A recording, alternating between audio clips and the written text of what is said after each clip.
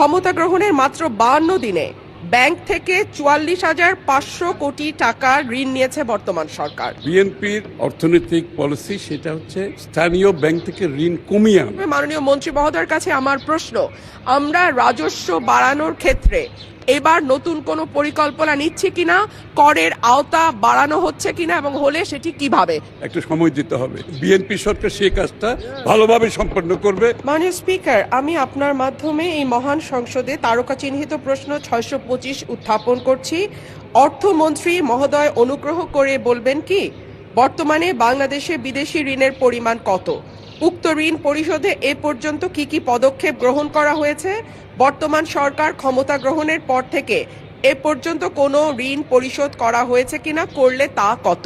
ফেব্রুয়ারি 2026 মাস পর্যন্ত হিসাব অনুযায়ী বাংলাদেশ সরকারের বৈদেশিক ঋণের স্থিতি 78,767.20 মার্কিন মিলিয়ন ডলার সমপরিমাণ।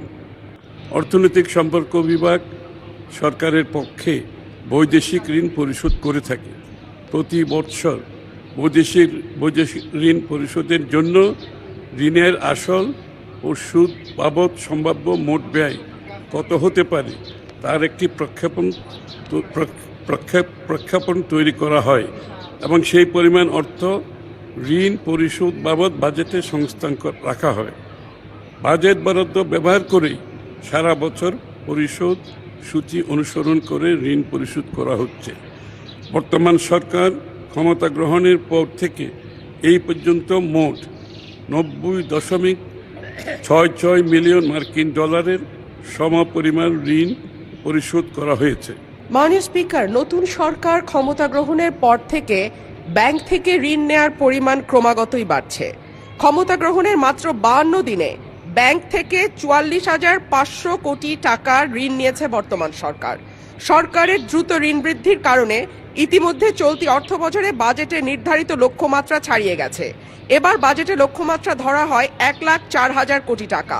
সেখানে চলতি অর্থ বছরের জুলাই থেকে 9 এপ্রিল পর্যন্ত সরকার ঋণ নিয়েছে 1,12,761 কোটি টাকা, যা লক্ষ্যমাত্রার 108%। এর মধ্যে অন্তর্বর্তী সরকার জুলাই থেকে 16 ফেব্রুয়ারি পর্যন্ত নেয়া ঋণ 68,229 কোটি টাকা। বাংলাদেশ ব্যাংকের প্রতিবেদন থেকে এই তথ্য পাওয়া গেছে। মাননীয় স্পিকার, অন্যদিকে রাজস্ব আদায়ে অর্থ বছরে 8 মাসে লক্ষ্যমাত্রা থেকে পিছিয়ে আছে প্রায় 71,500 কোটি টাকা। মাননীয় স্পিকার, আপনার মাধ্যমে মাননীয় মন্ত্রী মহোদয়ের কাছে আমার প্রশ্ন, আমরা রাজস্ব বাড়ানোর ক্ষেত্রে এবার নতুন কোনো পরিকল্পনা নিচ্ছি কিনা, করের আওতা বাড়ানো হচ্ছে কিনা এবং হলে সেটি কিভাবে? যে ঋণের কথা বলা হচ্ছে সেটা মূলত বিগত আমরা কিন্তু ফেব্রুয়ারি থেকে এখন পর্যন্ত মাত্র 2 মাসের মতো সরকারে এসছে। সুতরাং এটা ক্যারি ওভার হচ্ছে আগে থেকে। সুতরাং এই সংখ্যাটা এখানে বোধহয় প্রযোজ্য না, 1 নম্বর। 2 নম্বর হচ্ছে বিএনপির যে অর্থনৈতিক পলিসি সেটা হচ্ছে স্থানীয় ব্যাংক থেকে ঋণ কমিয়ে আনা। এবং আমি নিশ্চিতভাবে আপনাদের বলতে চাই, আগামী বাজেটে তার পরবর্তী সময়ে আপনারা দেখতে পাবেন আমরা প্রায় স্থানীয় ব্যাংক থেকে ঋণ কিভাবে কমিয়ে আনছি ক্রমান্বয়ে, এবং এটার প্রতিফলন আপনারা আগামী দিনে দেখতে পাবেন, এই বাজেটেও দেখতে পাবেন। তো সুতরাং ঋণ যেটা বিগত দিনের তো অনেক লাইবিলিটি আমরা গ্রহণ করেছি। এখন আমি তো আগেই বলেছি ব্যবসা বাণিজ্যের যে অবস্থা, ট্যাক্স জিডিপির কথা যখন আপনি বলেন, আমি তো ব্যবসার অবস্থা এতক্ষণ ধরে আপনাদেরকে বললাম, যেখানে ব্যবসায়ীরা এক্সিস্টেন্সিয়াল থ্রেটে আছে, তো ব্যাংকের রিপেমেন্ট করতে পারছে না, তার স্টাফদের বেতন দিতে পারছে না, ফ্যাক্টরিগুলো রিডান্ডেন্ট হয়ে যাচ্ছে, এগুলো আগের থেকে ক্যারি ওভার সব। তো সেই ক্ষেত্রে ট্যাক্স জিডিপি যেটা আমরা রেখে এসেছিলাম অনেক উপরে, সেটা বিগত সরকারগুলো কমিয়ে সাথে নিচে নেমে আসছে।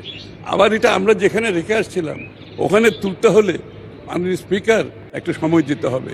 কিন্তু বিএনপি সরকার সেই কাজটা ভালোভাবে সম্পন্ন করবে, আমি আপনাকে নিশ্চিতভাবে বলতে পারি।